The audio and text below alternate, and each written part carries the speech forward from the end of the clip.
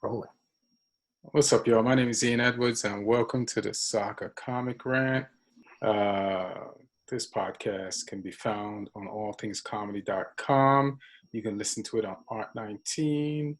Does it go to iTunes? I got to check and see if it still goes to iTunes, but it's available on YouTube. So there, it's available on iTunes, and it's available on YouTube. You can watch it.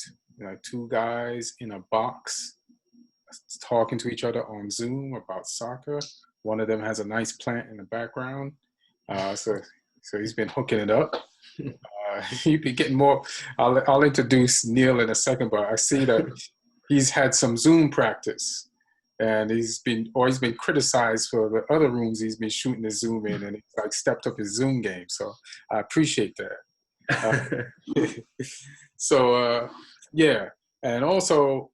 So go to allthingscomedy.com, and they have a host of other comics there with their own podcasts, like Bert Kreischer, Tom Segura, Danish and O'Neill, Kate Quigley, Bill Burr, Al Magical, Maz Jabrani. Names go on. Some of the top comics in the game, especially from California, have podcasts on the website, and you could just listen to them all.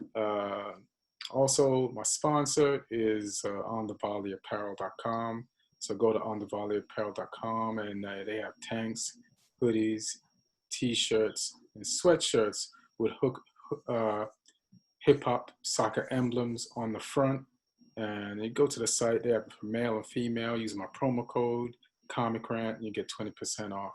Hope everybody's doing good during quarantine. And I want to introduce my guest, regular on the show, comic and unfortunate Chelsea fan. Give it up, Neil Chakravarty. Also want to say what's up to Aaron Brungardt, producer for the show. And but what's up, Neil? How's it going? Pretty good, huh? Relaxed. Well, you guys still have some stuff, but like I'm pretty chilled out right now. Hey, I know you have nothing else to lose. Yeah. You lost it all. You lost the FA Cup final. You lost in the Champions League, and you lost Willian. So I was gonna say, most importantly, hey, we've paid our dues, so it's okay. I've paid. What do you mean you paid your dues? What do you mean? Paid our dues. It's a tough season. We got through it. The only thing that matters that gets taken forward, carried over to next season, we lock that in. So. You said the only thing that gets taken forward is what?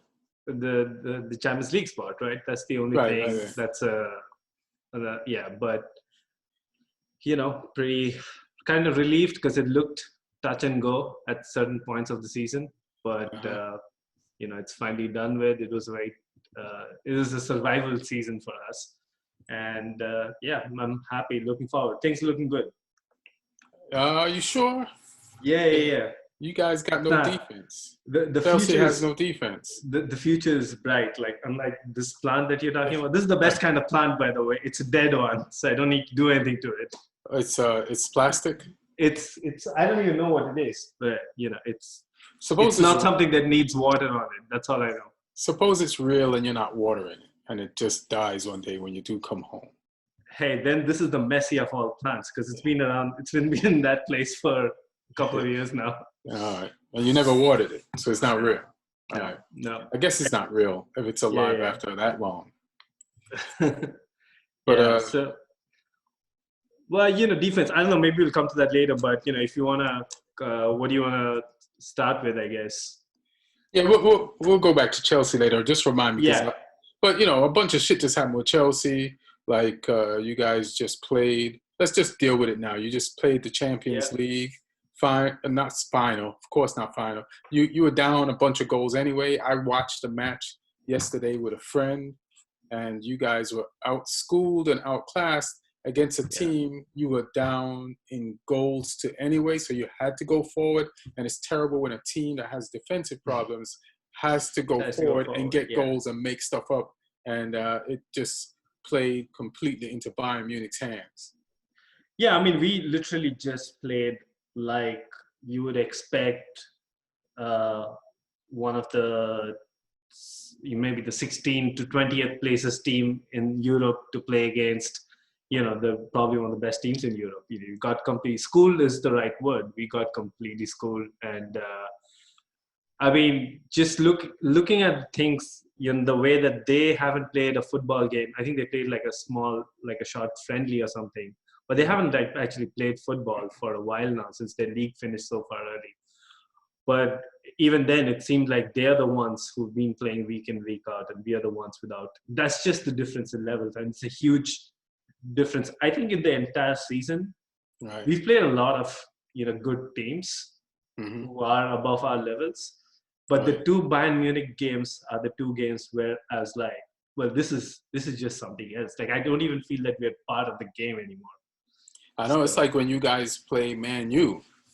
Like are you guys scared of teams in red? I mean, because no, but how did you do it? How did you do against Liverpool this year? How did you do against Man U? We did well. That's what I'm saying. And how did you do against Bayern this year? So that's what I'm saying. That against Man United too, we lost 4-0. That was a bigger loss on the score line than 4-1 yesterday, right? Right. But the day before, but that game, you remember that game? We watched the second half together. It felt like a game. Like I always felt like we were in it, except when it became like 3-0, and then you're like you're playing catch up. But for a good portion of the game, we felt like we were in it. There was not that much of a difference between the two teams, and eventually that got reflected in the league table. We kind of both teams finished at the same points. But this Bayern Munich, these two games were like, why even bother? But I think it's a good learning experience. Somebody like Tammy, for example, he got offside so many times yesterday. I know there was a goal that Hudson scored. Yeah, it's like Tammy, you haven't played. You're completely rested. How old is Tammy? He's 22. 22. Just turned 22 this season. There's no excuse to not get back on. No, but I'll give you the excuse. I'll still attempt to give an excuse though. Yeah. But here's the thing. You saw the way Bayern were playing yesterday. This was a team executing a high line to the absolute perfection. I don't think Tammy Abrahams would be the only striker in the world who would be caught offside against that team. There was one offside which he was offside at the halfway line. How? But that's the thing. That's the one I was looking at specifically because I was like, hey man, all you have to do is be in your half and you'd be onside. No, but he's a striker. He's a striker. Your natural instinct as a striker is to keep looking for those runs. But you have the space. He stepped. You use the man or the line to keep you onside. The guy can find you. And he would have gotten to that ball. He was just off. It's like, come on, pay attention. You got to think Tammy's got to pay better attention. No, that's what I'm saying. It's a great learning experience because this is not the first such, real top team that he'll come up against. Who does he think he is? Giroud being offside like that? No, but that's what I'm saying. Like I've seen Giroud be offside against teams that are not playing a high line. So right. I want to kind of cut him some slack. Because this is not something that anybody is used to in this Chelsea team. Chelsea's not used to a high line. Chelsea beat Liverpool's high line. Was that in the FA Cup or the what? You beat them in the FA Cup, yeah. And they play teams with high lines, but they know they have lines. This is a different level. This is a different level. I don't understand. You beat a different level. Liverpool is the are the champions of champions. They got knocked out in the round of 16. I mean, I'm telling you, we played 4 games against Liverpool. I'm not saying Liverpool and Bayern Munich are totally different in class. There are a lot of similarities there. They're both among the top teams in Europe. But the way we played Liverpool in 4 games, Super Cup, 2 league games, and the FA Cup, I didn't feel outclassed at any point.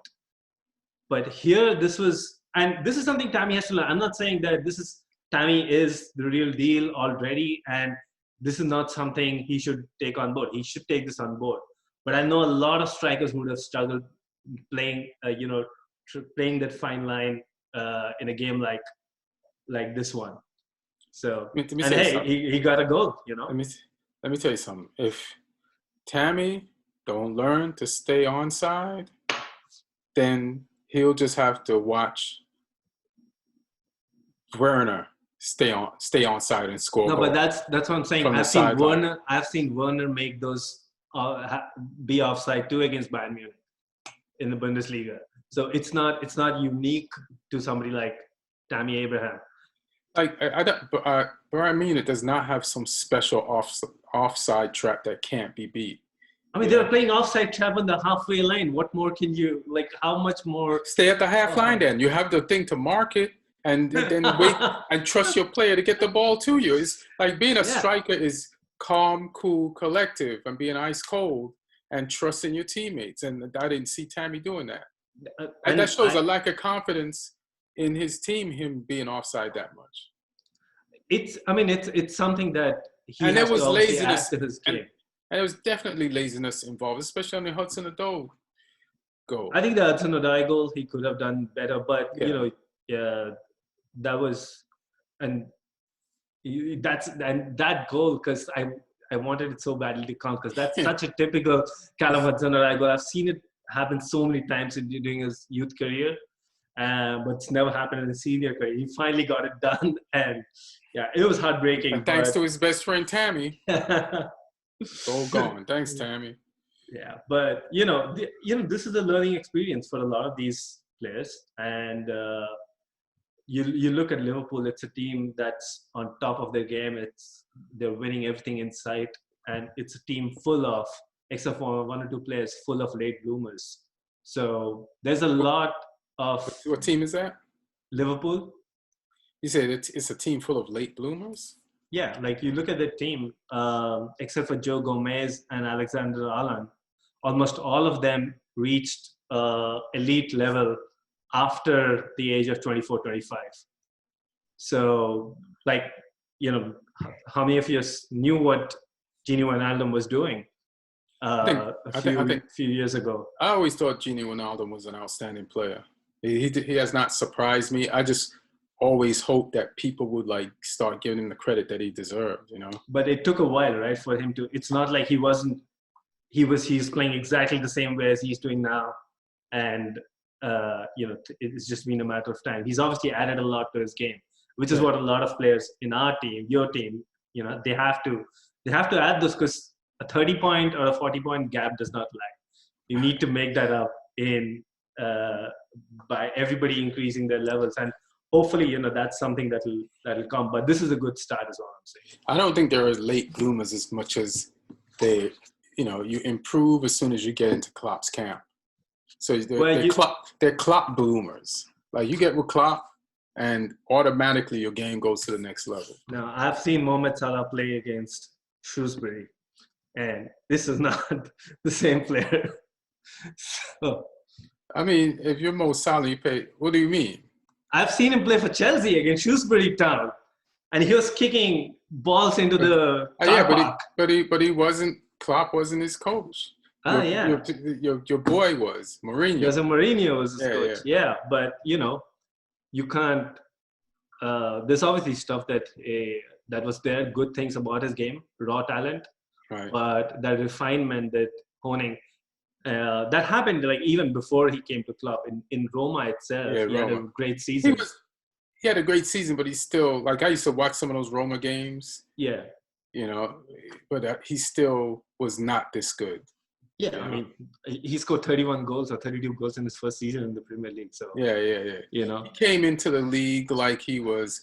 What's that Spanish player that went to Liverpool? Torres. He came into the EPL like he was Torres, the Egyptian Torres, and burned it up immediately. Yeah. But how do you feel about losing the FA Cup? I felt gutted. That was the game where I thought we should have won. There's been a lot of games this season where, you put your hands up. You didn't, but this one was a game that I think they had literally just one threat, and we couldn't deal with that. So that was tough. I mean, a lot of the refereeing was iffy in the game, but we still should have had enough. It didn't help that our best player was not playing, and then our David, second best David player. Luiz. No, our best player. He's been gone. He's been playing for Arsenal. David Luiz, I was hoping would have a David Luiz moment that never came. But Conte wasn't playing, and then our second best player, which you'll be happy me calling him our second best player, Christian Pulisic, and he. So who's your best player? Conte. Conte, yeah. Conte, yeah. Yeah, but Conte hasn't played in so long. Yeah, this has been a write-off game for a season for him. Yeah, but Pulisic got hurt before he took that shot, he just took it anyway. It's just incredible he still went ahead. This was at least 2 or 3 seconds where he still had to go and make that shot. Right. That's why I like players like Pulisic. Like when I used to see him play for the U.S. national team, when I first heard of him, I was like, oh, this guy got a special amount of determination. That's why I don't understand why. Who sold him? Dortmund? Dortmund, yeah. Yeah, I don't know why Dortmund sold him, and I don't know why we didn't try to get him. And then I don't know why they got 57 million for it. I think that was a pretty fair price for somebody like. It's a pretty good price for that guy. That guy's going to be, how old is he? He's also, I think, the same age as Tammy, or maybe a half year. It's around that 21, 22 age. Yeah, you got a really determined player on your hands. And that's the same thing like we have with Bruno Fernandes. It's like quality and ferocity, Yeah. And so, when you see a player, he has skill, but he's determined to use it at every point of the game, then you're like, oh shit, this is a handful problem. It's like a defense is going to see a bunch of balloons drop from the air. You got to try to catch all these balls. Try defending somebody like that. Good luck. I just hope because he's injured now. I just hope he it doesn't become something that plagues him next season. He's out for 6 weeks, and 6 weeks essentially is on the day the Premier League returns. So maybe he'll miss the first couple of games. That's fine, but just hope it doesn't become. I saw pictures of him on Instagram today, chilling with Tammy Abraham and Fikayo Tomori in Greece. So, and they have nothing to do but chill. They just lost their last 2 games. Yeah. And you lost those games without Willian. This is the last thing you have to say. Could you put some respect on Willian's name? Short-term losses for long-term gains. That's all I'll say. No, okay. This is what I'll say about Willian. The guy always tried. And I said this on the last episode that he is probably one of the best defensive wingers, that are there around today, or even and I was thinking about that yesterday, and I was like, I don't think you give him credit for the amount of goal chances that he probably destroyed and stopped. And the thing is, you don't realize a player like that until the Bayern game, and then they put 4 in. But he would have been back there and stopped a lot of those. He was there in the last Bayern game though too. We lost 3-0. Yeah, but you lost at Bayern. Yeah. This one at home? Come on. No, that was at home. This one was away. Yeah. They scored more in this one than that one. So I'm not making this up. There's a lot to say about Willian that's not good. The only thing you have to say is that he doesn't score enough. He doesn't score. He doesn't assist. He doesn't create enough, high quality chances. I think he does, and I think he stops. A lot of attacks, and I think when you guys are in trouble under pressure, like from a corner or something, he's the guy that gets the ball out of there, not just boot it out. He dribbles it out like somebody just booted it long, right? And then starts another attack. And sometimes you get goals from it, sometimes you don't. But good luck for replacing him, bro. I see. We're on our way to replace Eden Hazard, so I think. I'm pretty sure we can replace 5 goals and 7 assists. So, but you're not. But here's the thing. That's something folks hopefully we'll have Ziyech playing there. I mean, he's around that age where he's not as young as Werner and these guys, but he has that engine in him too. So hopefully we won't miss that aspect as much. I'm okay with missing it a little, but Willian, if he was a guy who was just a squad player throughout these 7 years, I Was would he? really, if he was that guy, I would have had a lot more time for him. The fact that he had to be our main guy, How many titles did you win since he was there? 2. So, but the fact that he and Didn't you win Pedro Europa passed his League too? prime. Yeah, we won Europa League too. Twice, I think. Twice. Yeah. But the fact that we paid How much did you pay for him? 35.5 million. Wow. Half a million more than what we paid for Eden Hazard, and he just came like a season after, or a half season after. Listen, man, if it wasn't for Willian, you wouldn't even have a Champions League spot this year to entice the players that you did entice. No, that's true. But I can also say that about 5 or 6 other players. It is true. A lot of people stepped up this season, considering the fact that we are missing somebody like Hazard. He's one of the top 3 players of your season. No. What? Okay, here's my top 3. Mason Mount, Christian Pulisic. Mason Mount above Willian? Yeah. Jesus Christ, man, you really hate him. You're talking about defensive quality from a attacking player. Mason Mount does that too, and he has that attacking threat too. Mason Mount is not as good as Willian yet, so he can't. He had a better season, is all I'm saying. Like what? You're talking about goals? I'm talking about influence on the game. So the way we've played this season, Mason Mount has been the heartbeat of that. You can literally see the difference between when Mason Mount has a bad game versus. Where was he when Pulisic got pulled up with a hamstring in the FA Cup final? Where was Mount? He was there. You don't remember that goal that Pulisic scored? That goal started with a typical Mount move.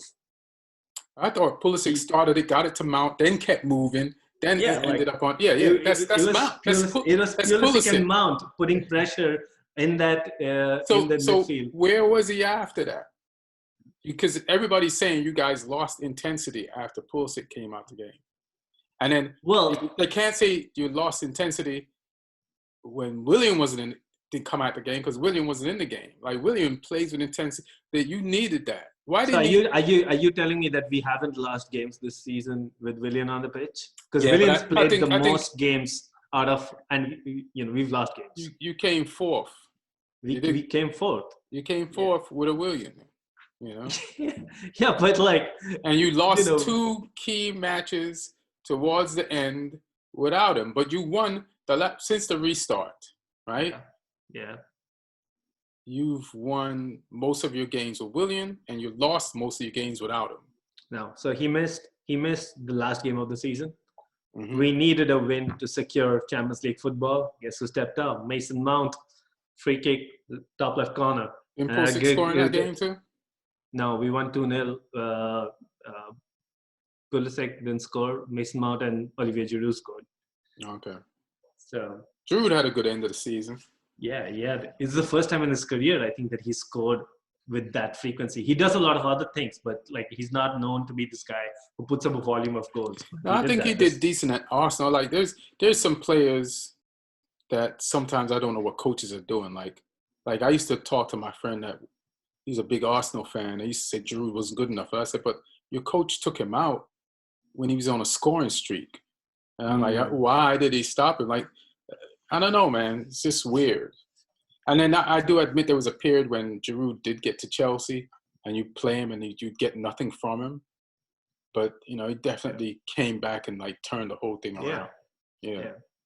So, I mean, the thing with Willian is just the fact that we had to depend so much on him and Pedro, who was also hard blowing cold, a little past their prime. But, as squad players, they kind of did their job a lot.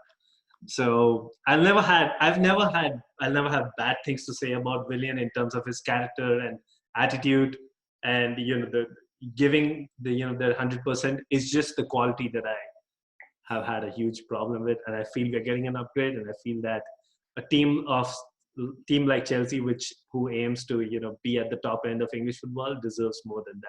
So I'm happy to have him go to our retirement home across he town. definitely going to Arsenal? Yeah. I think he had his. I read somewhere that he had his medical today. Oh yeah. All right. So who are you guys going to get? You guys need defense. What's your options? What's out there? So I think in my opinion, we need in the order of priority, we need a goalkeeper, a left back. Oh yeah. A goalkeeper, a left back, and then a center back. Now the thing with the center back is I don't want to go buy a center back just for the heck of buying a center back, because we have decent quality in the center backs. What we do not have and we severely lack is a leader who can, because you see a lot of the goals that we concede, it's simple mistakes. It's like if somebody had had a voice and had a command in the back line, that could have been nipped in the bud. And one of the reasons why we don't have that, in my opinion, is the fact that this is not a backline that's used to playing. It's the first season they're playing with each other, so that will take some time. But we don't have that time to lose. We need somebody who's a proven leader and who can come in. And the problem with that is, who could that be? There's very little such players who are available in the world. Let me ask you a question. So you guys spent so much money already. Yeah. You're telling me you need a left back, central midfielder, and a goalkeeper. How many of those things do you think you're going to get? I think we can get everything. You're going to spend that? That's a lot of money during COVID. No, also, so what's happened is that the thing that COVID turned out to be a lucky fluke for us was having the transfer ban before COVID meant that we got in a lot of incoming money through sales, but we never got to spend that money. Mm-hmm. And now we want to spend, and there are not a lot of clubs, as you said, who have that money stocked up to buy players. So, like we bought people like Werner, Ziyech, and it looks like Havertz is more or less done now that they're out of the Europa League today. So if he comes in, we'll finally be done with spending all that.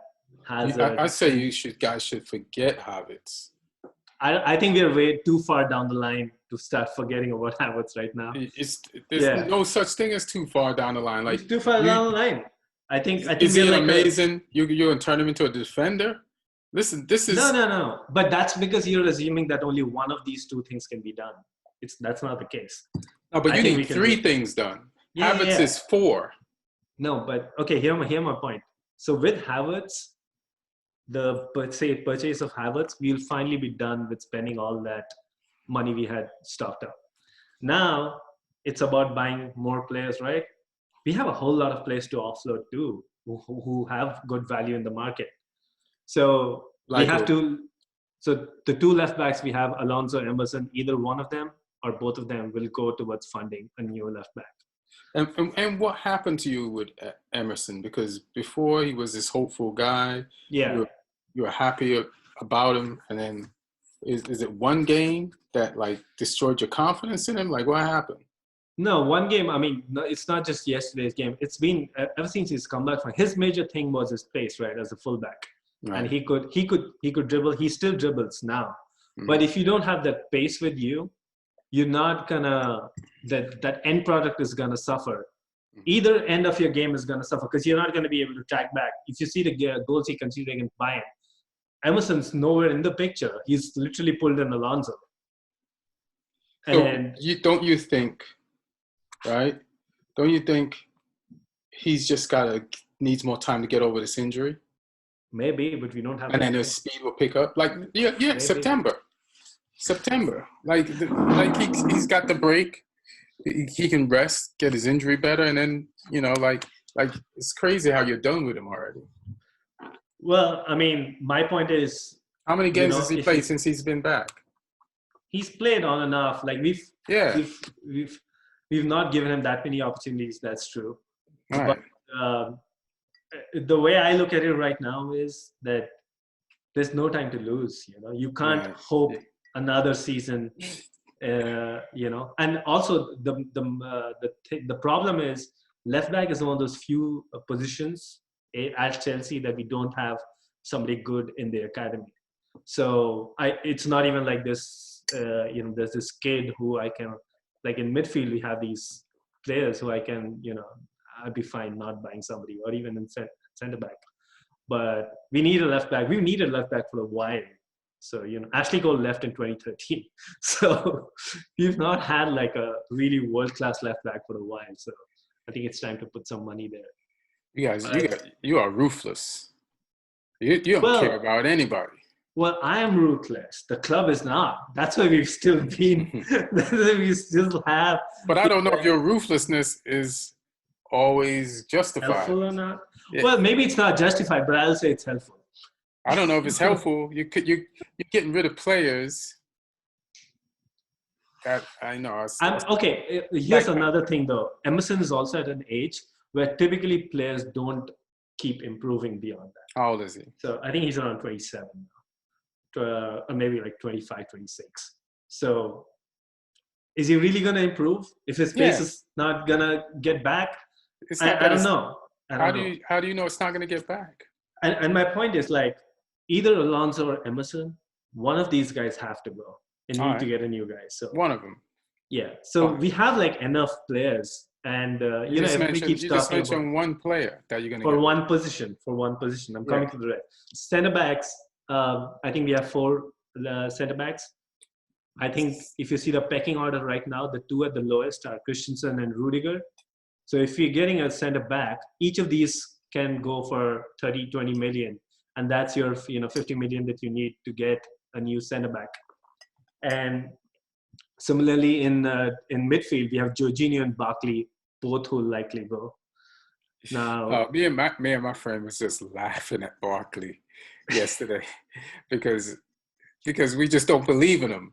And every time he touched the ball yesterday, when we rewatched the match, it's like, hey, Barkley, you ever heard of one touching the ball? Like, why do you need 3 touches to control the ball? He slows the game down completely. And it's like he's trying to be a player. He's trying to be the player that he idolizes as opposed to be. Yeah, that's exactly what I said. He's trying. He doesn't know his limitations. That he thinks he is instead of the player that he is. Like, stop trying to be fancy. Just let the fucking ball go, bro. He still in his head is that prodigy wonder kid from Everton. Yeah. He still thinks he's that player. This is the problem with Barkley, right? I think Barkley, if we can't offload him, would be a good player to keep in the squad because he can be really helpful in certain games to give some rotation to the main players against, like the bottom half teams, essentially teams that don't have a good midfield. Because when he has that space and time, he can do some stuff. Right. But at the same thing that he said, right? Like, why do you need so many touches? Because he needs that much space and time. And there are a few teams in the league and a few teams, like if you play the cup competitions, who will give you that space and time. So, but, if you're getting somebody like Havertz, then we don't even need that guy. So he can go. And then, you already have Kovacic. What are you going to do with Jorginho? We want to offload him. I think he's on the market. The problem is now his most likeliest option to go, Maurizio Sarri, has just been sacked. So that's that's a little bit of a problem. Like, who's going to buy this guy? Because he's such a niche system guy that not every manager or every team is going to have use for it. Mm-hmm. So, but I think we'll try because he knows he's not going to get any minutes next season. So he will be himself itching to get a move. Right. And another thing a lot of people, I think kind of overlook when it comes to Chelsea is there's been a lot of talk about the Hazard money, the Morata money. But if you see what Chelsea's done in the last year, even if you leave these 2 big sales out of the picture, there's still around 80 million worth of sales that you've made from players that nobody's even heard of. A lot of folks from our academy, like 3 million here, 5 million here, 10 million there, and it all adds up. And we have a lot of such players coming in the next window too. So I wouldn't be surprised if just out of nothing, another 80 million that can just fund our, our goalkeeper purchase. So from I like a I like financial how I like how fans spend the for money. the money for the club. Because when the fans spend the money for the club, they just think, all right, there's no physical responsibilities. All right, so we Yeah. get in 80 million for that player, we get in 50. They don't think about all the staff, the cafeteria people, all the other costs. They only think about what you get in and what you need to pay players and what you need to buy a player for. But there's like, who's the negotiating? The lawyers, the chairman, just the staff, just the travel. Like none of the fans count that. They just look at like this lump sum of money that they got from the sale of a player, and they never apply it to anywhere else in the organization.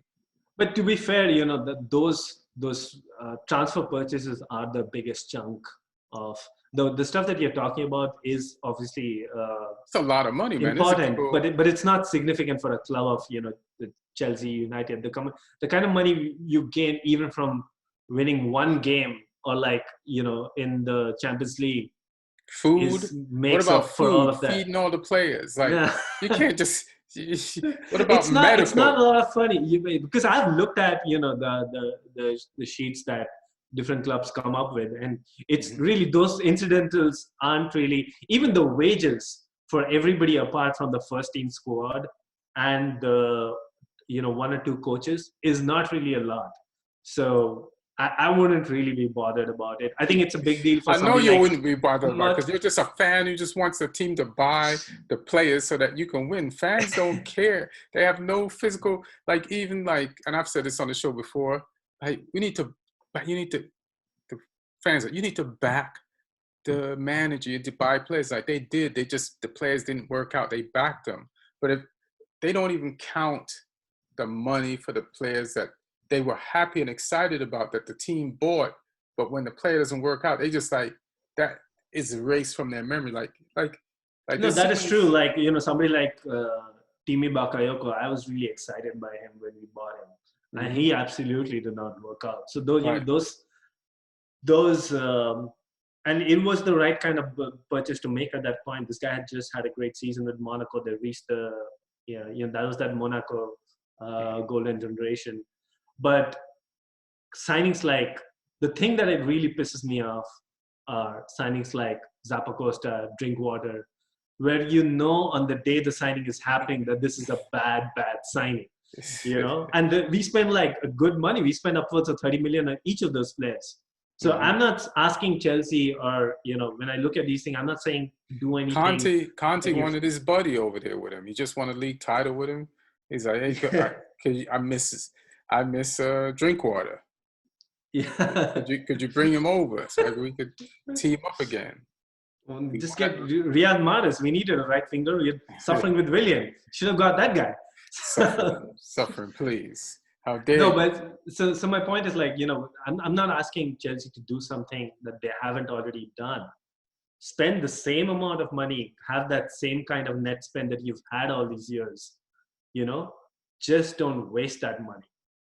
What you're What's doing gonna right if you now, buy habits? Werner, Ziyech, Havertz, I think these are good You buy habits, you're purchases. wasting it. No. I think this guy is he's not. This is a good purchase. He's That's what I'm saying. he's Somebody he's like a him. good player, but you don't need him. No, we need him. We need him. If Barkley is going, you yourself are so disappointed with Barkley. But this guy's going to be the upgrade to Barkley. But is he going to be playing in Barkley's position or he's a Yeah. forward? Well, he can play forward, but he's been playing forward this season because of an injury crisis at Leverkusen.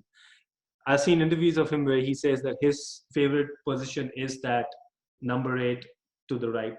And that's literally where Mount and Barkley play right now. And if Barkley goes and Ruben Loftus-Cheek's injuries continue to be an issue, then we definitely need that other guy there. Well, I can't wait for Manchester United to jump in and hijack that trade then. That might happen because you saw what happened today with Sancho. Yeah. Fuck Sancho. Not fuck Sancho, but fuck Dortmund. Like, Yeah. hey, man, there's been a pandemic. Stop trying to get $120 million. Like, I didn't even like that we were negotiating with them as far as like give us 80 million now, and then you pay us the rest in installments. I was like, are we really going to pay 120 million Yeah. pounds for a player or euros in the middle of a pandemic? That much? Everybody's price is down. Like Dortmund, I get it. You can afford to hold out, but I hope I we think that's the find thing. a better, not a better, or just as good as a replacement for cheaper. Like, fuck it. Like, why are we paying so? It's outrageous. After Dortmund's bananas, and I don't want to Yeah. negotiate. I don't want to negotiate with terrorists. Yeah, I mean, that price is kind of high, especially when you consider that it's not going to come with a easy wage bill either. Like Sancho's apparently wanting as much as Rashford gets, which I think is close to 300K. Right, and then So then Dortmund pulled this thing where they already had a raise, and his contract extended behind closed doors, just in case, preparing for a scenario like this, so that because they know they won't. And listen, we came up with Greenwood. We'll come up with something. I think there was we got. Like, I don't like the way Manchester United negotiates. We take a long time. But I've seen where the way they negotiate, even though it pisses off the fans because the fans just want the player. Yeah. But they've gotten deals, and we put together a strong starting 11. And we should, now I believe in the process. And I feel like we should continue to negotiate like this and get the players in that we need that fit in the price range, but will also move the team forward. So like Sancho's just 120, and you pay 120 for a player, and you need other players. It just throws the team out of balance, man. I think the only thing here in this Sancho situation is, as you said, they're doing it because they can. They know even next season they can kind of like the market's going to be better because we're going to be another year removed from the whole COVID financial implications. So like if the world gets better next year, then we'll pay for him. Fine, but so from their point of view, they're not in a hurry to get rid of him, especially now it's come out that they have another year to play with in his contract. Right. So I think both Chelsea and United are in a very similar situation with the Sancho and Havertz thing. The selling club wants a certain money. The buying club is offering 20 million less. The only difference is that at Leverkusen, they don't have any need leverage. The money. But they need the money because they don't have Champions League, and they also can't offer anything to Kai Havertz. Kai Havertz is like, I'm done with this team. Like, this is now below my level. I want to make that jump.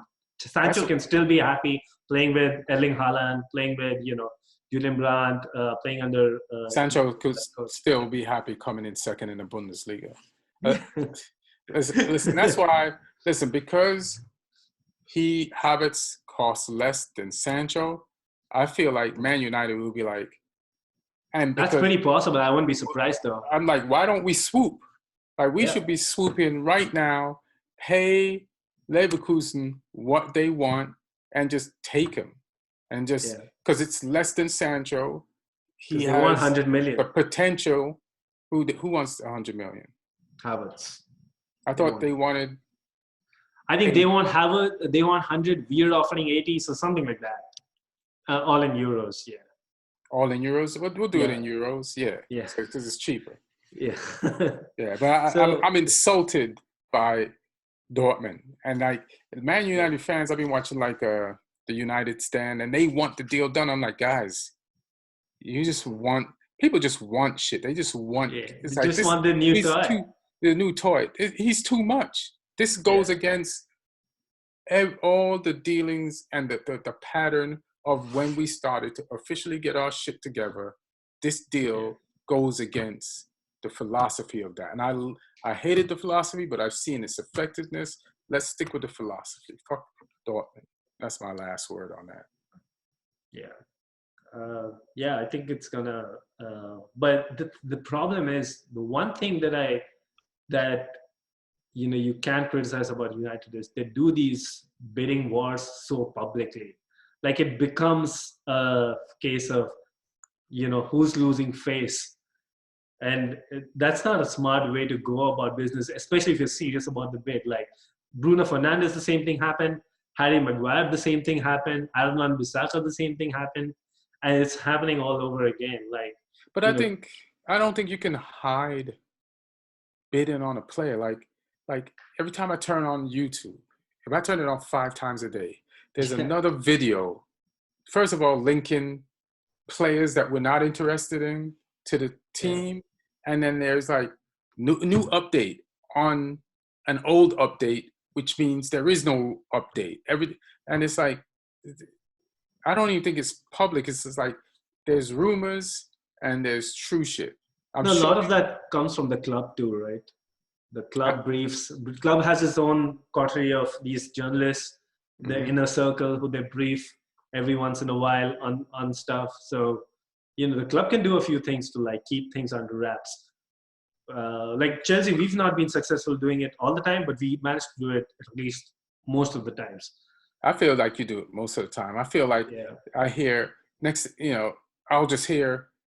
I didn't hear about you guys trying to buy Werner. I just heard that you got him.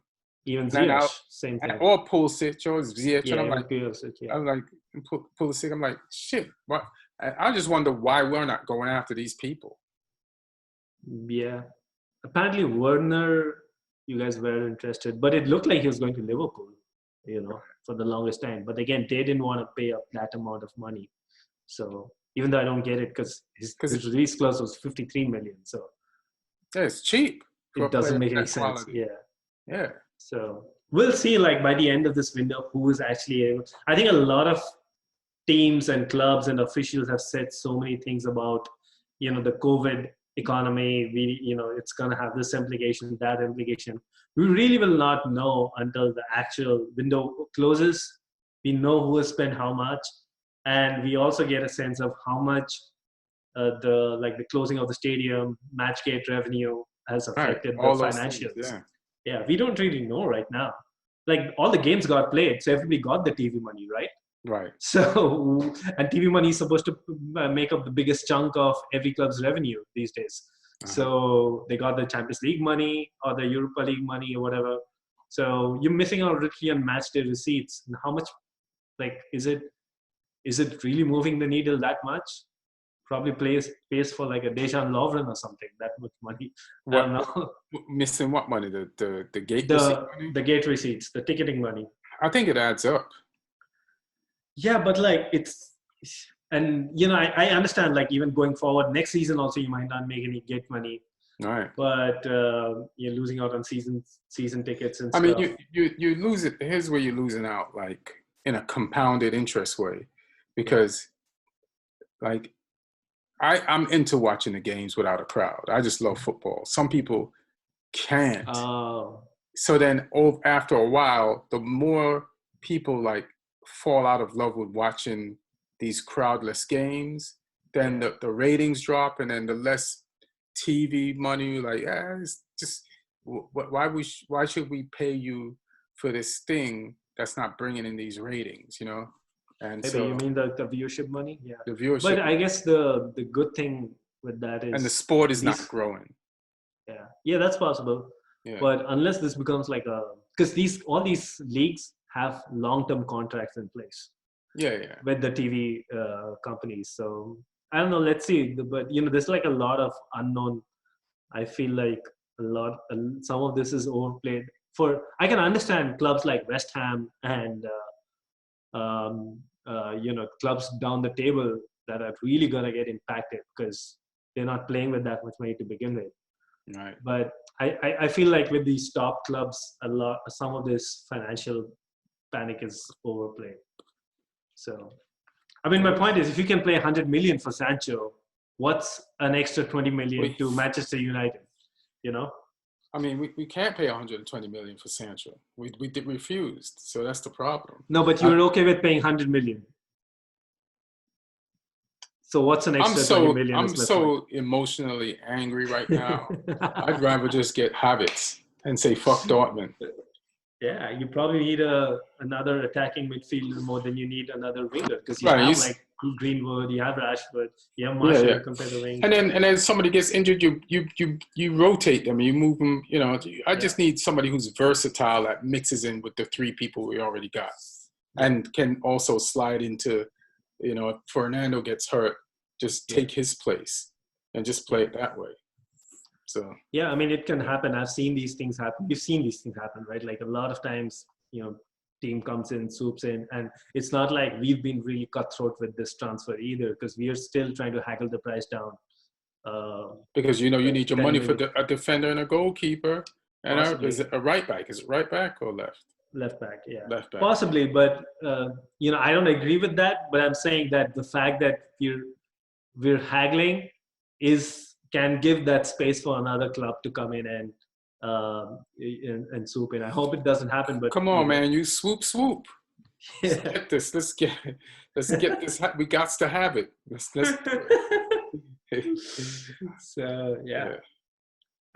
Did you watch the Europa League games today?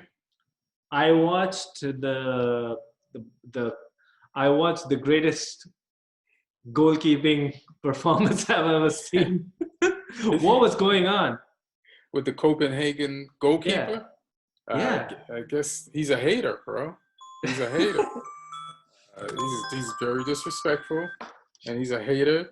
And it's like, why would you choose to have a game of your life now? Nobody's ever heard of you. Like, what are you doing? We're trying to get to the semifinals and shit. What the fuck are you doing? Trying to embarrass Manchester United, the mighty great Manchester United, like that? Rude, bro. So I read two stats while this game was going on.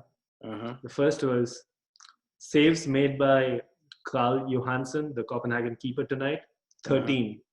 Jesus. Saves made by Kepa Arrizabalaga since the restart, 13. So we helped find you a goalkeeper. You should buy him. I think at least this is the other one. The Copenhagen keeper today has made 24% of all of Kepa's total saves this season in this one game alone. Damn. That's just crazy. I mean, stats can be played with. That's cute. That's a cute stat play. Yeah. I mean, I think games like this will put him in the limelight to a lot of teams. And I don't think, like somebody like Chelsea, I don't think we need him as our main keeper. But, you know, our backup keeper is 39 years old. I would really swap him for this guy who's 30 years old. And you call that backup keeper a keeper? Jesus. Yeah. Well, I don't know. It's kind of weird now. Who's our backup keeper right now? Is Kepa the backup keeper? Yeah, and Caballero are the backup keeper.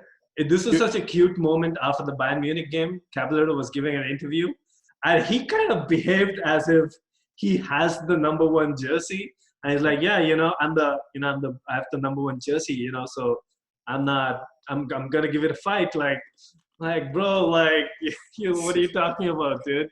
I mean, what other choice does he have? You have to be a sociopath.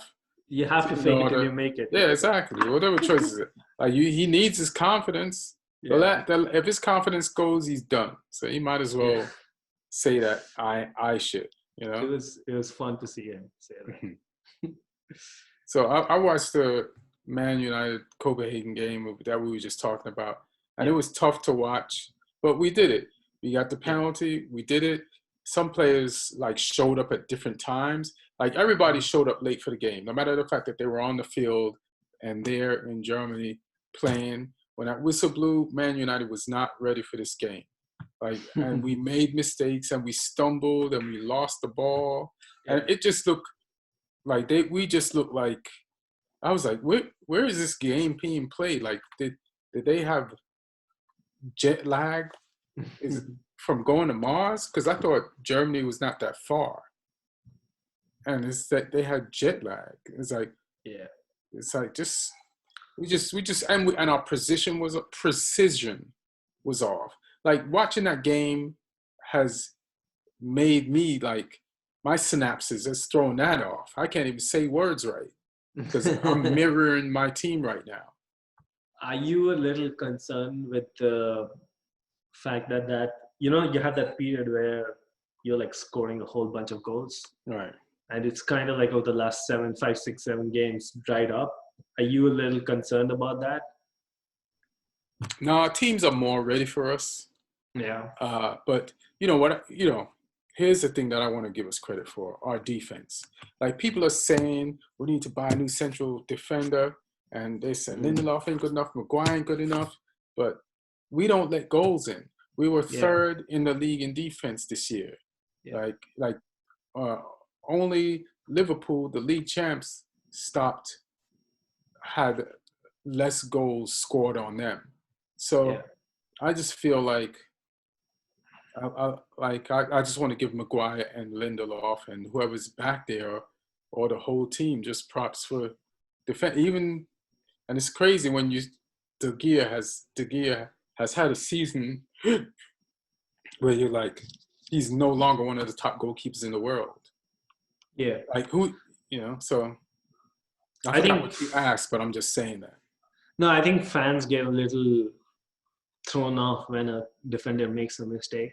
Right. But you have to realize, like, a lot of defenders, even the top defenders, make mistakes. Yeah, look at like Varane. Varane, yeah. He gave away. I mean, it was going to be tough anyway for Real Madrid to beat Man City in that Champions League match, but Varane, who I always thought was suspect, by the way.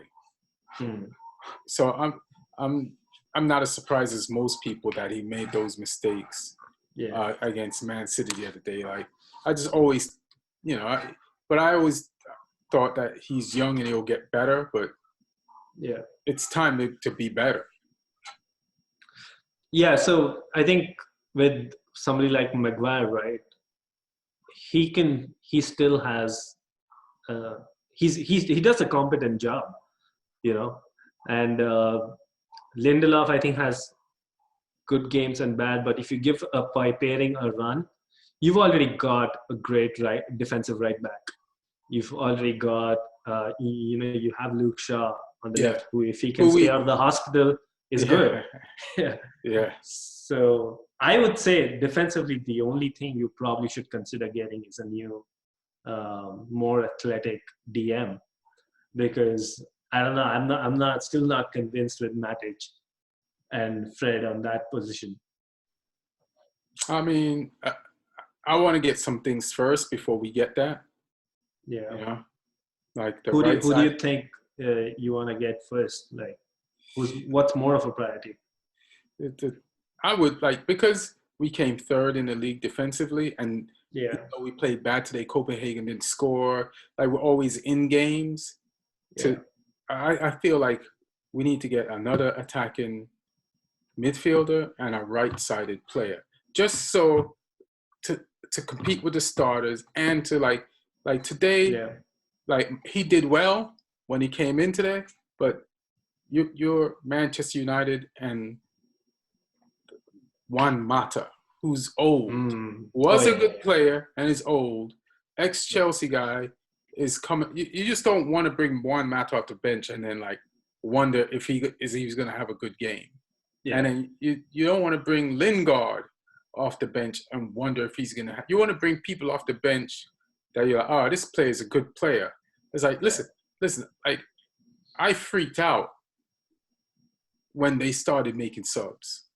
You know what I'm saying? Like, I'm not supposed to be like, oh shit. Like, I think we just you should be confident with your subs. Like I was like, damn, I think we just handed the game to Copenhagen. Like, so I need in the attacking area, because we can. I think for Man U is better defensively than everybody's giving them credit for. I would agree. Let's get some attacking shit going, and then it'll actually help the defense. Yeah. So who do you have in those first front five positions, right? The three from the front line and the two kind of attacking Pogba, Bruno Fernandes types. How many players do you have? So you have Rashford, Martial, Greenwood. That's it. And you have Pogba and Bruno Fernandes. So you have 5 players for 5 positions. You definitely need more than that. Exactly. Yeah. Exactly. Like, we're afraid to sub. And it's weird. You need at least 3 players then. We have Fred and McTominay.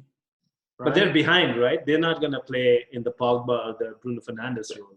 But we might have to at some point. Like earlier this year, it was Fred, Matic, and then Fernando came.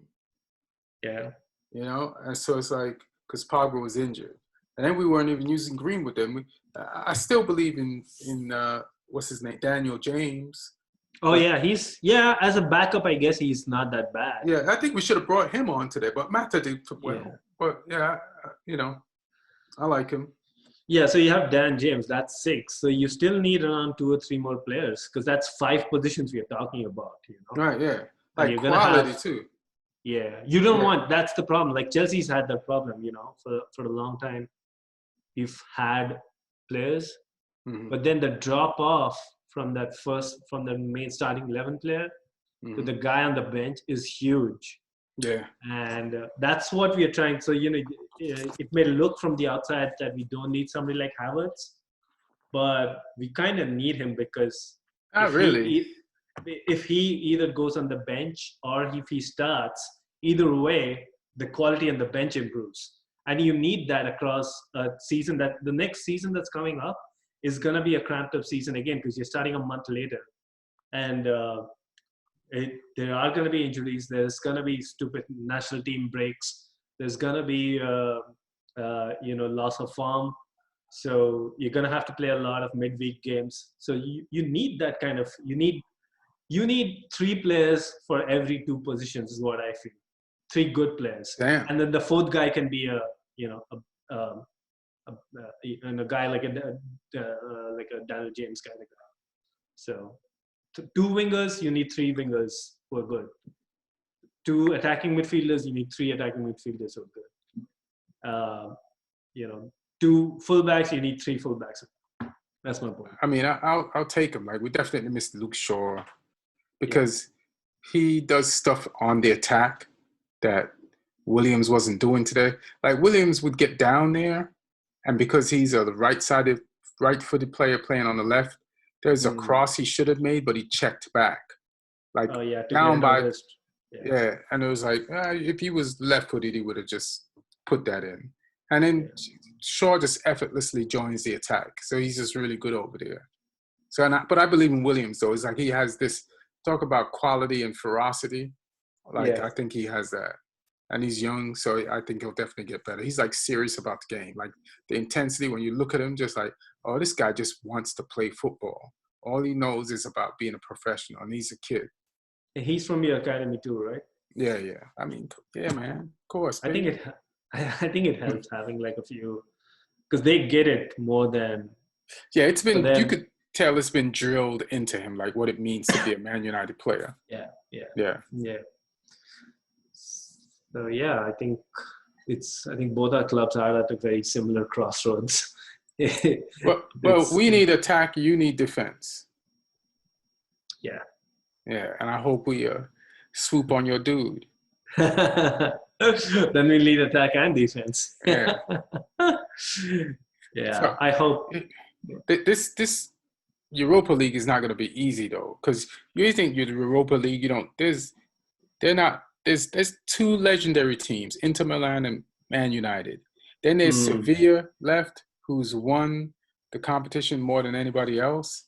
And then Wolves, who's like just tough. And they have their squad improved over the last 7 weeks. They got Podence and then Traore, and then they got what is the other guy? Jimenez. And Moutinho, like they have the regular, but they have like what is the name of this other Portuguese guy that's like starting to like Podence, and I forgot his name. Oh, I think I know. But Neto. So it's just like they can throw a bunch of shit at you. Yeah. So they play Sevilla tomorrow, and I don't know. Sevilla did decent in the La Liga. All right. Yeah. So, and this is their competition per se. So that's a tough matchup. And then, not only that, coming up, like, what if we do get through? Right? Like, we have to play Wolves. Let me see who we. You play United in the final. If you go through the final, I think the other guy from there is Inter Milan. Right. So I'm going to get to that. But before that, we have to play Sevilla or Wolf, the winner of Sevilla versus Wolf. So Yeah, that's tough. That's just tough, yeah, yeah. right? Like, meanwhile, Inter has to play Shakhtar Donetsk or You Basel you'll have to play better than what you played today. today. Exactly. Yeah. But then what if we face Inter with a bunch in the finals? Wouldn't this be crazy with a bunch of Man United cast-offs? That's Like, gonna be a good alumni meet. yeah, yeah, exactly. You'd have Lukaku, Sanchez, and Ashley Ashley Young. Young. Like, Yeah. oh, you got rid of us? Well, we'll show you. Like, we've never sold or 3 players to Inter in a season in my memory. And the one time we do it, we might end up in a final against them. Conte is probably going to be looking across and scouting the next transfers he wants to make. Well, he's just going to be scouting our bench. Yeah. Yeah. And then Lukaku scored today, and it's like he scored from good hold-up play. And I'm like, Lukaku why didn't you do that when you was with us? I think he leaned up. I think he leaned. He looks much more athletic right now. He's still got that muscle, but he's lost a lot of fat. So he can still hold up play because he still has that sheer he's muscle, but he's way more agile with it. You remember the turning radius he used to have in the past? Mm-hmm. That's where like his first touch was so criticized. But now he's actually playing like a slick forward. Slick, yeah, he's pretty slick. Like he's gliding through, balls. So I think, maybe Conte, he's definitely benefited from having Antonio Conte and whoever is there at Inter Milan doing the coaching and the fitness side of things. All right. Yeah. Well, we'll see. That's just going to be tough. And then if you go to Champions League, what do you think of PSG versus Atalanta? And this is Wednesday. I think it's going to be a tough game for PSG because Atalanta is a team that can score for fun. Right. And, they don't have – I think PSG should still win. They don't have Mbappe. And I heard somewhere that Di Maria was out too. But, they still have Neymar, Icardi. They still have players who can, like, win you games. So, but Atlanta is going to be tough because they score. They can score. They can score a lot. Yeah, they can score a lot. And PSG is out and Mbappe. Yeah. Do they still have Cavani? I think they do have Cavani, yeah. Or is he too pissed by the way he's been true to like show up for them if they decide to like pick him? I don't think he's pulling a Gareth Bale yet, but he's probably not that happy. Gareth Bale must be glad. Like, I'm glad I didn't go for that trip. I made the right call. They say I don't know football, but I know football. Yeah. I've seen Barcelona lose enough this season. I have to go travel and watch them lose. What do you think about Leipzig versus Atletico Madrid? Well, thanks to us, Leipzig don't have the best player. So that's probably going to be – it's got to affect them in some way, right? Hell yeah. Their leading scorer? Yeah. So – but then again, it's not like Atletico's this season known for scoring a lot of goals either. So it's going to be probably a very, like a scrimmage more or less. So, but, Atletico has a great, great defense. Mm-hmm. So if you think you're missing Werner, usually you're going to miss him way more against a defense like Atletico. Yeah, exactly. Yeah. So that's why I feel like I'll give this one to Atletico. Yeah, probably. What about Man City, Lyon?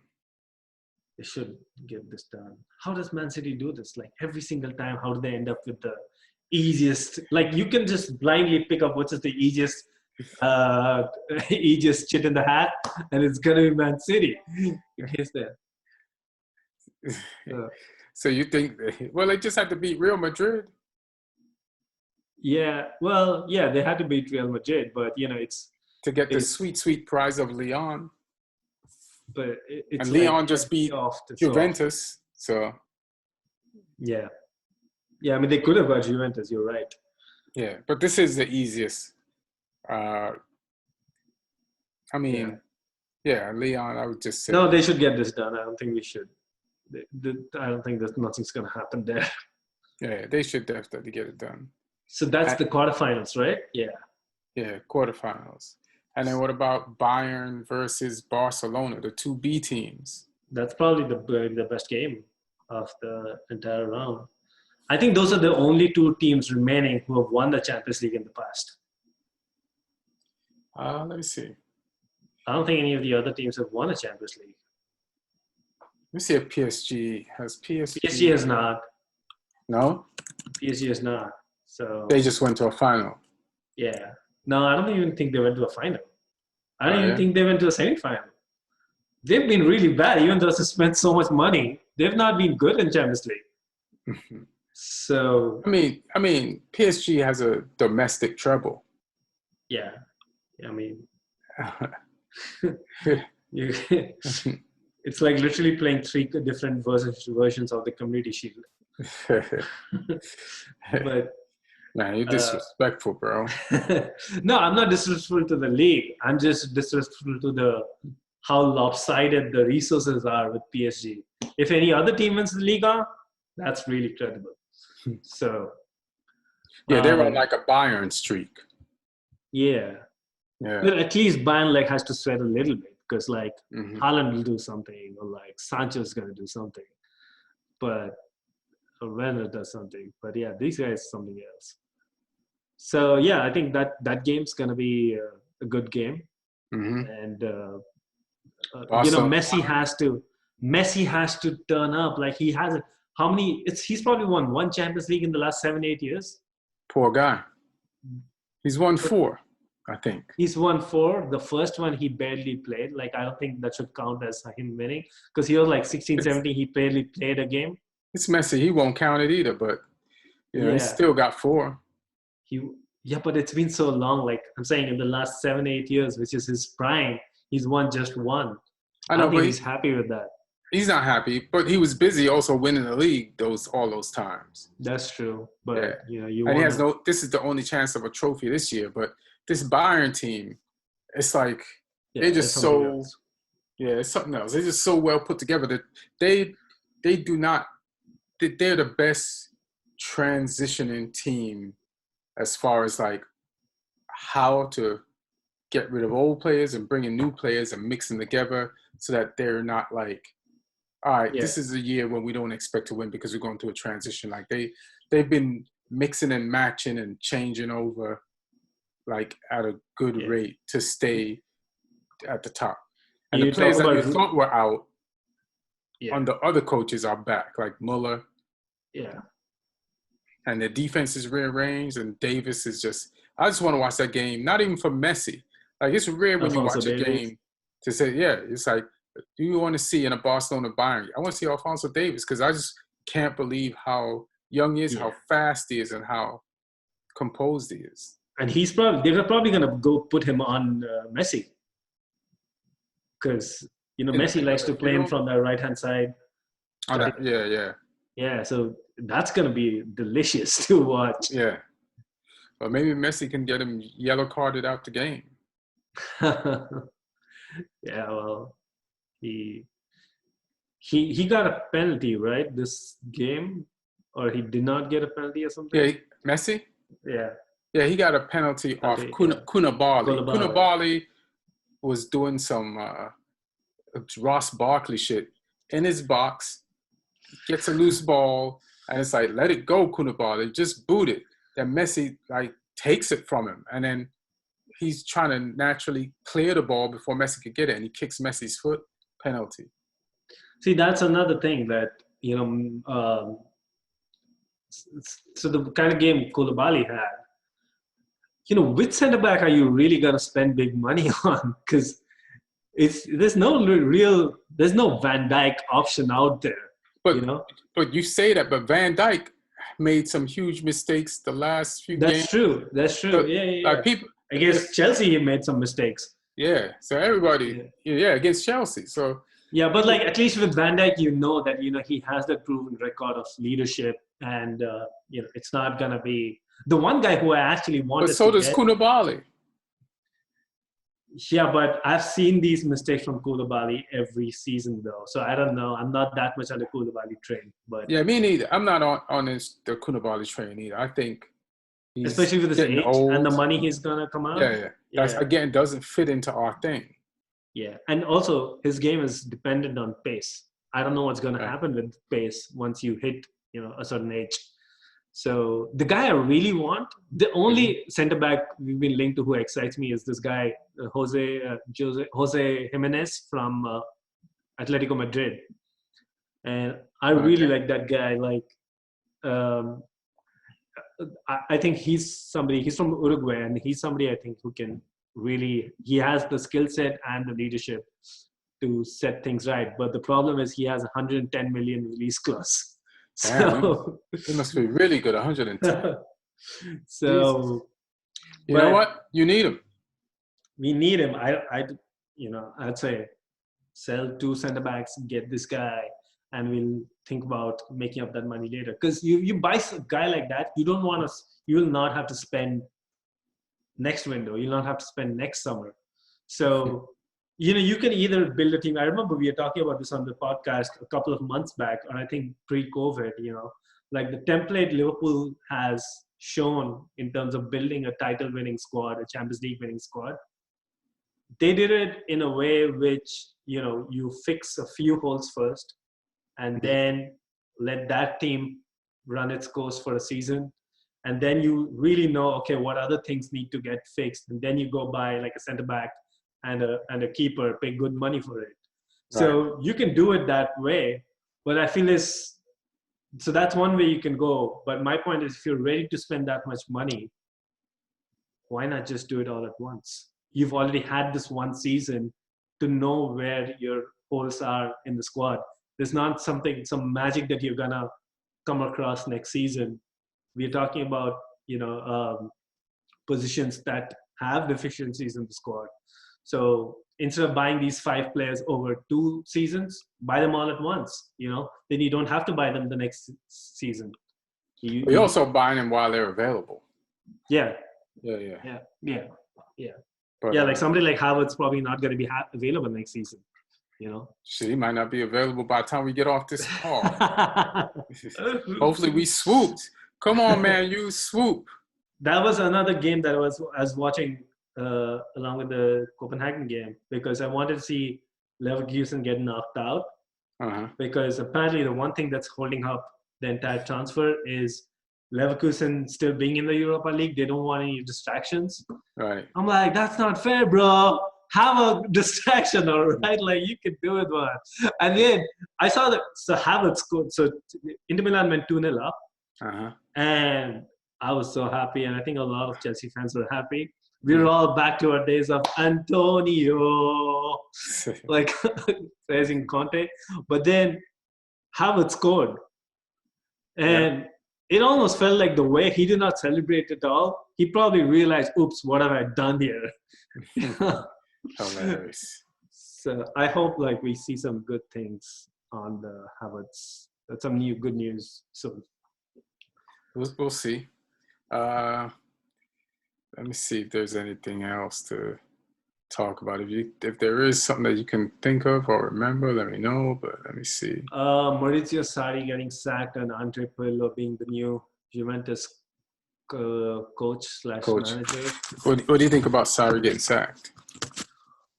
Well, we've been through this at Chelsea. Sarri's not. He needs a lot of specialist players for him to make his thing work. And if the club is not on board with those plans, it's going to be tough. Which is why his appointment itself was a little weird because Juventus seemed to be that club who just got Ronaldo. Ronaldo's not going to be Ronaldo for 5-10 years. You just have probably 3 or 4 good years out of him. So you need short-term success. when you need short-term success, Maurizio Sarri is not the kind of manager you go hire. So, he still got them the league title. So, but I guess they were just, they were being ruthless. We need to win the Champions League with Ronaldo next season. So we're probably going to get somebody like Pirlo who is not hell-bent on a certain philosophy or a way of playing football that you have to rearrange all the pieces around him. And go spend big in the transfer market, give him certain players that we know are lacking in the squad. And he's just going to build a system around Ronaldo. That's what it looks like from outside. Yeah. It probably won't work, but, But it'll be crazy if, I think, how many has Juventus won in a row? 9, I think. 9. It would be crazy if the guy that breaks that streak is Pirlo. One of the people, one of the main people that helped him start the shit. Yeah. And it was a part of it. And but I like Pirlo. Good luck to him. And as far as Sarri, it's a win-win.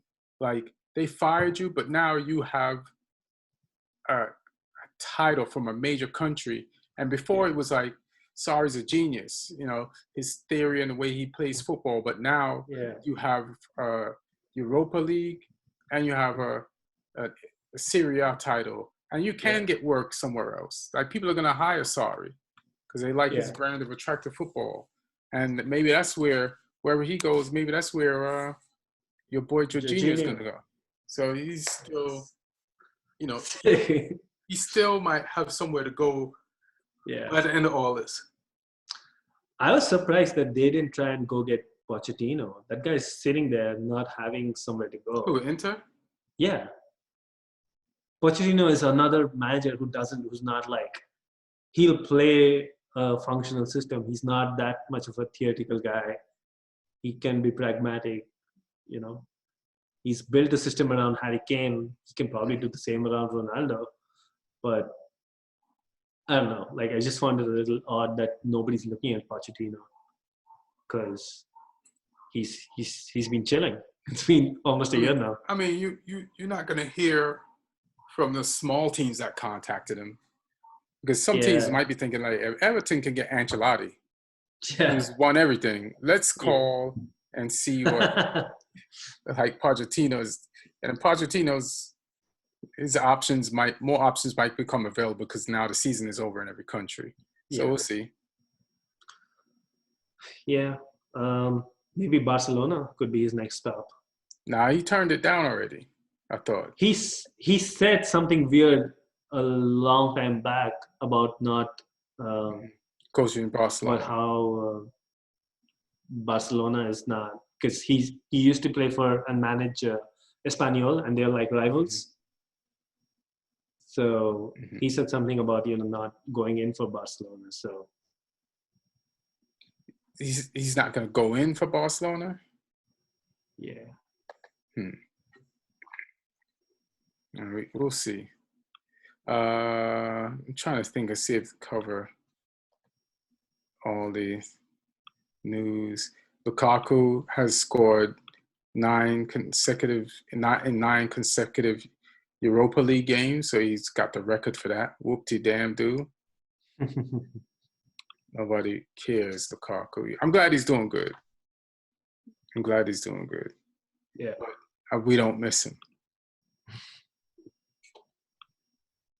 Where is my BBC? I'm just trying to find my BBC tab. See if there's anything on the football that I'm missing. No, it's Bruno Fernandes scores penalty. United target Sancho to stay at Dortmund. All right. Lukaku sets Europa League scoring record as this doesn't surprise me at all because my rub against Lukaku was like when he's in the Premiership, he'd do really good against all the mediocre teams. So Lukaku scoring 9 goals in the Europa League is just him beating up on the Europa League's version of the rest of the Premier League. You know what I mean? Yeah. So I'm like, yeah, he's going to give you that. And Fulham's up, right? Yeah. So Scott Parker brings Fulham right back up. Because it's not Scott Parker. Scott Parker. Yeah. Is it Scott Parker? Yeah. Yeah. Yeah. Yeah, so that's pretty good. You know, he got hired in the last few weeks of the season that they went down, and they kept him, and he brought them back up. Dope. You know, if fans could go to the games, that'd be an easy away game for Chelsea fans to go to, literally just across the street. Right. Yeah.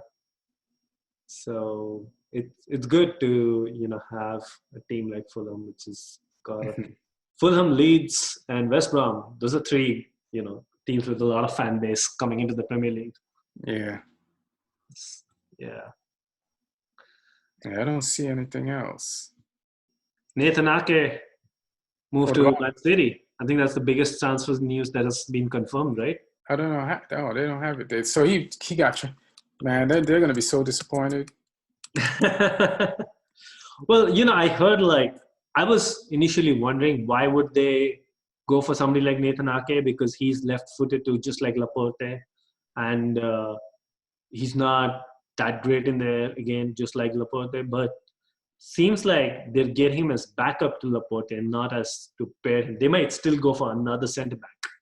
So yeah, but I think he's a good buy. Like, he will do the job that's required for him, and he's versatile too. He can play. He used to play left back on one of his loans. He can play as a DM. You know, the kind of DM, because he's good on the ball, and it's kind of the DM that Pep would probably be looking for. Yeah, he's good on the ball. So Messi take the ball from him. I don't know. Ake is good on the ball, you're saying? Yeah, he's really good on the ball. I think he's actually a really good defender. My problem with him is that because he's short and he's not that great in the air, because Chelsea had a buyback clause on him for 40 million. We could have bought him. We had first choice of refusal. My problem is that, you know, because of those deficiencies, one of the things we've struggled for as a team are those crossing aerial balls. We only have one player in the team, Zuma, who's good in the air. So you don't want to add to that problem. We need a starter who's, you know, elevating us, not another backup option. So even though I rate Ake, I probably. You rate him? Yeah. I don't think he's that good. I think Man City just did exactly what you don't want Chelsea to do. You don't want them to just spend money on a defender. You want to wait till the right one comes along. Because you're right. If you buy someone and they don't work out, then you still have to buy someone. So you spend extra money. Then this person's sitting on your bench. You're paying him a wage. But City can afford to do that. I know they can afford to do it, but there's still, because they can always beat the courts. Yeah, exactly. Why wouldn't they do that? I think they're not just doing that as a fuck you to, you know, UEFA, and just go get anybody. Let's just go buy like 3 centre backs and show them who's the boss.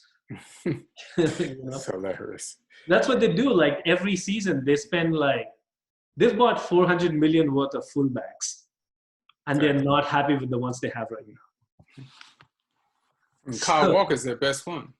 Yeah, and apparently he's getting old, and they don't like any of the left backs, so they might want to go buy a left back. So, right, it's a weird way of spending. So, which is fine, I guess. You know, you can only play 11 people at a time. We'll see. So that's Champions League. That's Europa League. We talked about Chelsea losing the FA Cup, Chelsea losing in the Champions League, and Willian going to a better place where he will be respected for all the hard work and dedication that he gives for any team. And I give it. One thing that Arsenal fans need to worry about is, because this is another thing which is not Willian's fault, but this is something that uh, irks me about the fact that we had Willian for so long. Having Willian in those positions made us let go of folks like Kevin De Bruyne, Salah, Mata, who were, Mata's bad now, but Mata was 2 times Premier League, our season player of the year. But Mourinho valued Willian's industry, his tracking back. So we love, and De Bruyne and the 2 titles that he won you. Well, he didn't really win. If you see, he scored. He was not a starting player in any of those titles. So let's get that out of the way. Pedro was playing ahead of him, and Oscar was playing ahead of him in those 2 seasons. But the fact that we let go of these, as I was saying, it's like being in a toxic relationship. It's not. It's toxic. The only thing that makes this relationship toxic is you. Poor it's like Willian. See, that's again victim blaming. You're gaslighting me. No, you gaslighted you. You're shitting on Willian. It's like poor guy. All these major titles. All these other girls like who want to be in a relationship with you, and they're like, they're making efforts to be in a relationship or like wooing you, and you're like, nah, I'm gonna go back to this toxicity. So my point with that was, Arsenal fans, you better watch what you wish for, because pretty soon enough, Willian's gonna be taking minutes from Nicola Pepe, who you bought for 72 million, and who can go up a few levels. Pepe plays on the right wing, and Willian plays there too. Willian plays on the left. Willian plays left. Now Pulisic, like Hazard used to play for us on the left, and then Pulisic used to play. So Willian can be moved to the left. He has a good right foot, but that's again, you've not seen him play there for 7 years now. So unless you're okay with taking that gamble, and they have Martinelli, who is their supposed hope. So I give it like 6 to 8 months before the Arsenal fan base turns on it. So I guess you didn't read Willian's open letter. I read his open letter. I was really touched by it. That's the only time, not none of the stuff that he's won you? You weren't touched by that? I don't think he's won us a lot, but he's, as I said, right, he has been a valuable member of our squad. I wish it stayed at that. The fact that it has to become more than that is the problem. During his illustrious career at Chelsea, Willian has won 2 Premier League titles, the Europa League, the FA Cup, and the League Cup. Willian also made 339 appearances and scored 63 goals for the club. Shocking.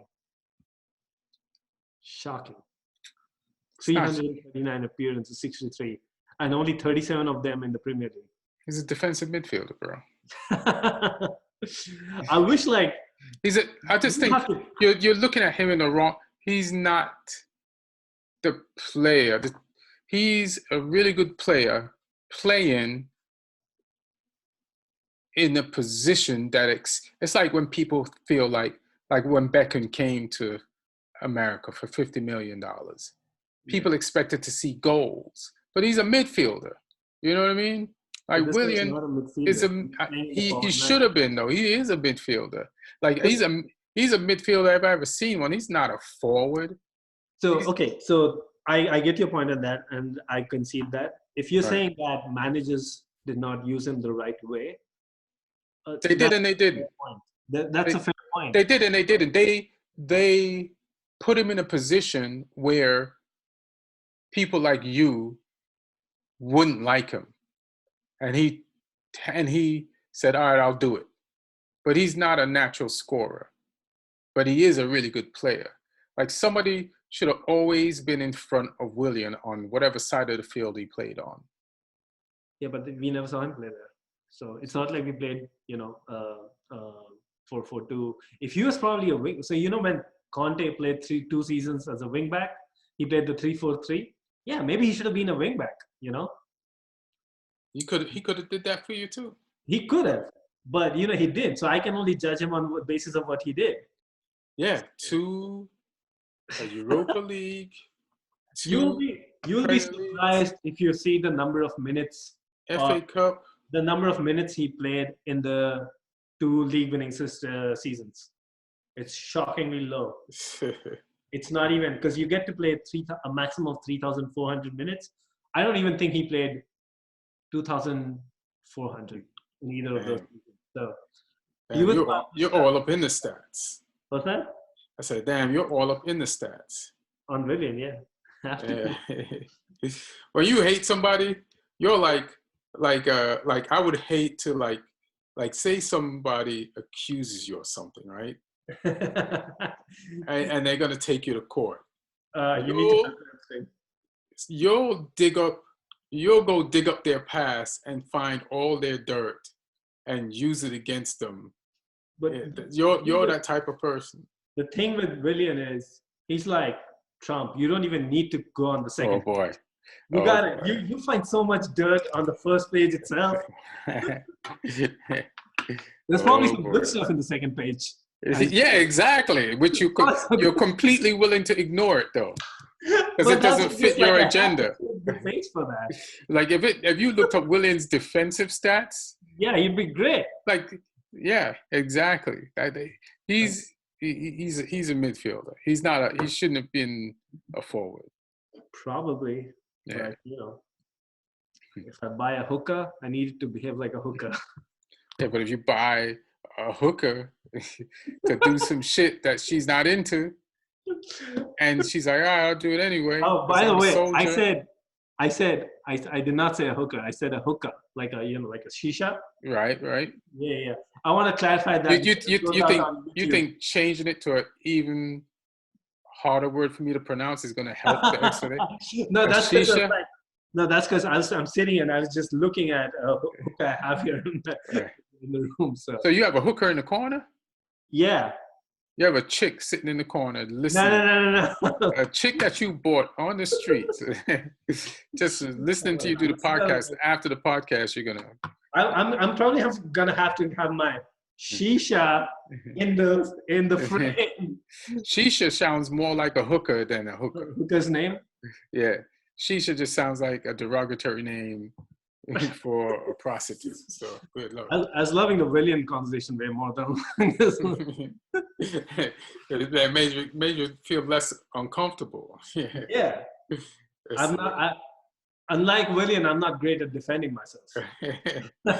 You're great at attacking him, though. You're better at attacking Willian than he was at attacking for Chelsea. I'll tell you that. Jesus. I won't hold you much. Do you have anything to plug? No. I mean, you just follow me at Sawyer's Lawyer. Doing some fun stuff on that. And yeah, I'm looking forward to the next season. It's almost upon us. It's just a month away. Mm-hmm. Yeah, and you guys have even less of a break because season begins September 12th. You'll probably be until another week. I mean, I guess we took our break when when COVID happened. So yeah. As far as plugs, I have a show. It's called Urban Improv Live. Urban Improv Live Comedy Drive-In. Hot nights, cool comics. That's the way they drew it up. So on Saturday, August 15th, Urban Improv is going to have a drive-in. Jesus Christ. I'm looking at this price thing. I'm like, we better get paid for this. It's like $45 a car or something? So what? Is it $45 a car? Man, you better guess higher. Okay. I probably saw... the price, it's so pricey, I don't even want to say what it is per car. But, get some friends and come out and watch us bomb on Saturday, August 15th. Because, there's a reason why they have comedy clubs inside of intimate settings, because it works. But now we're going to try this drive-in style stand-up comedy live. Eric Griffin, me, Ian Edwards, Who else is going to be on the show? Jesus Trejo, Chris Porter, a lot of funny ass motherfuckers. Ian Bagg, another Ian. How many times do you get to do a show with more than one Ian? Monty Franklin, he's from Australia. Who else is on this show? Yeah, it's Monty. So this Saturday night. And I also have another show on Friday in North Hollywood. Let me see if I can bring up my Instagram and I'll find the show. Waiting. That's a dope ass lineup. It's worth the money. Yeah. It's, I mean, you're getting a lot of comic for your money, you know? Yeah. So fuck it. Come on out.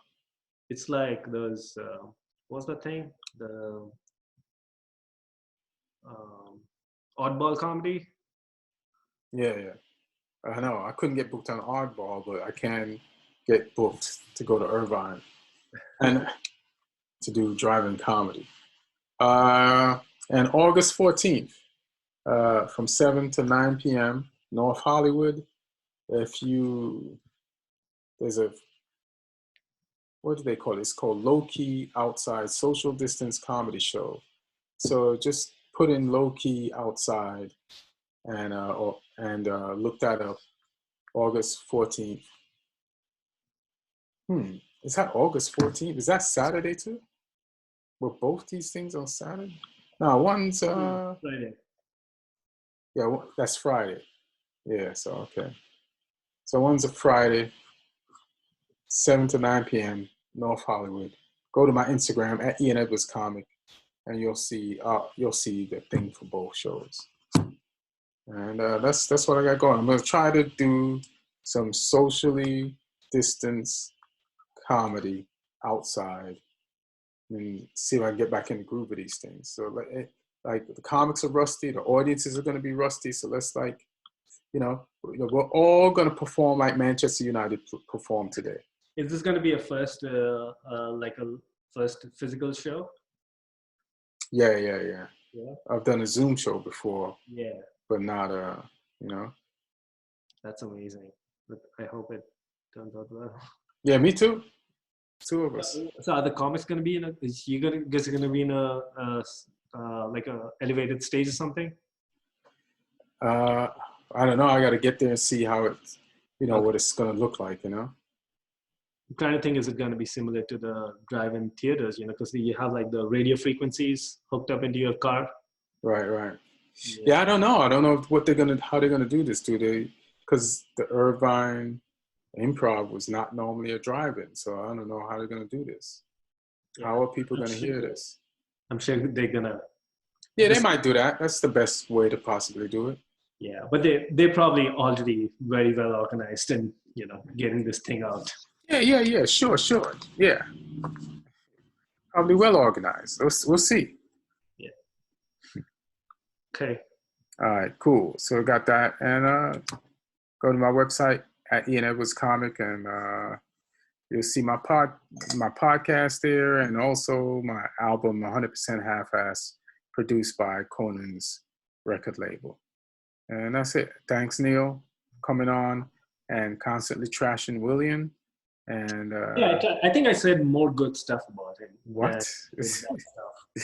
Oh boy. This is my version of good stuff anyways. Yeah, your version of good stuff is the only time you say anything good about Willian is when you're not talking at all.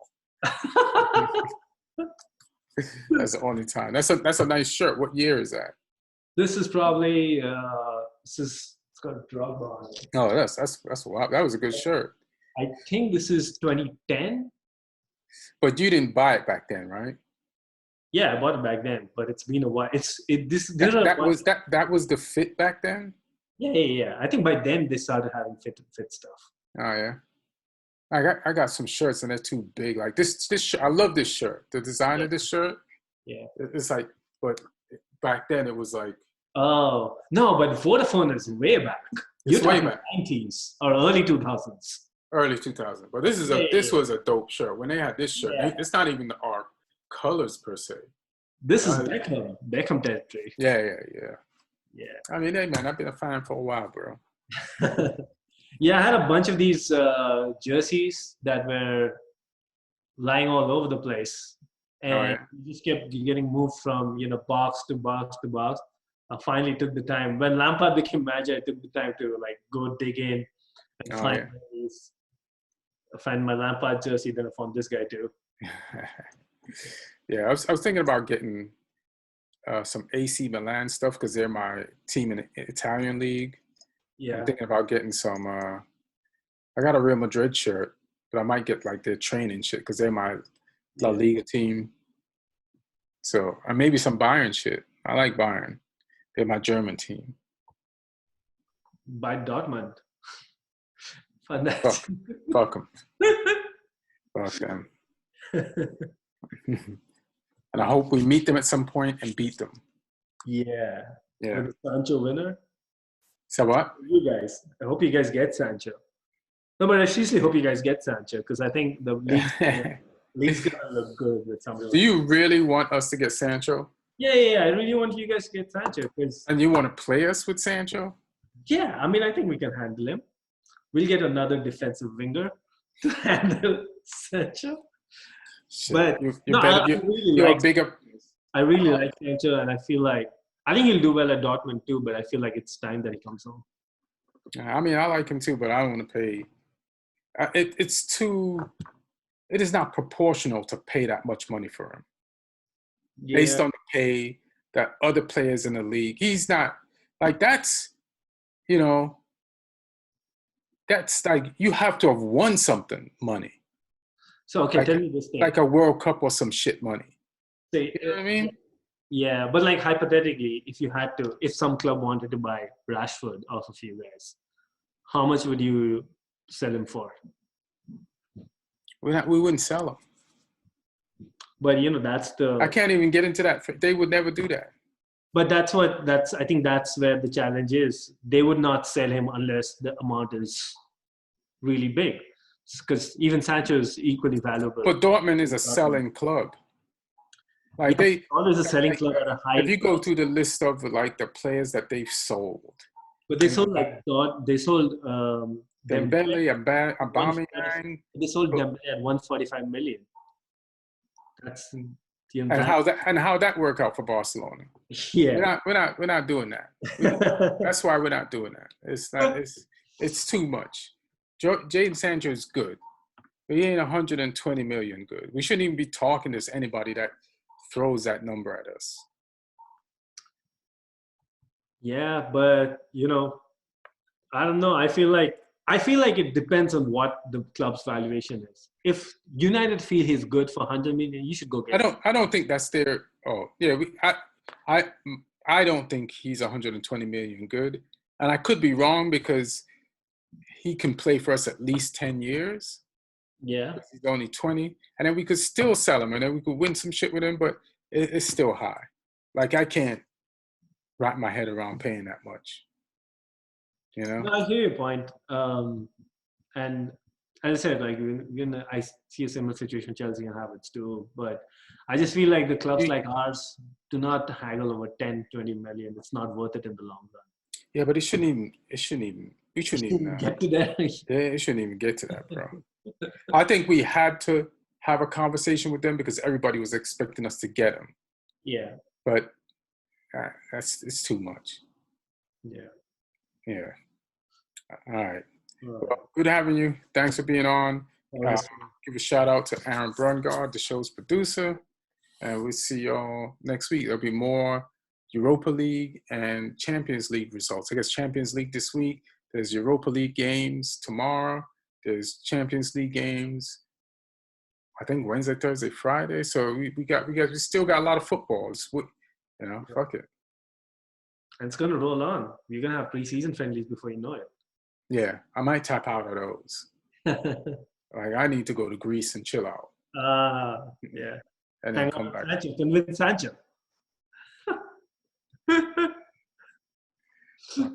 Fuck Dortmund. All right, Joe. All right. Thanks. Oh, you want? Yeah. What?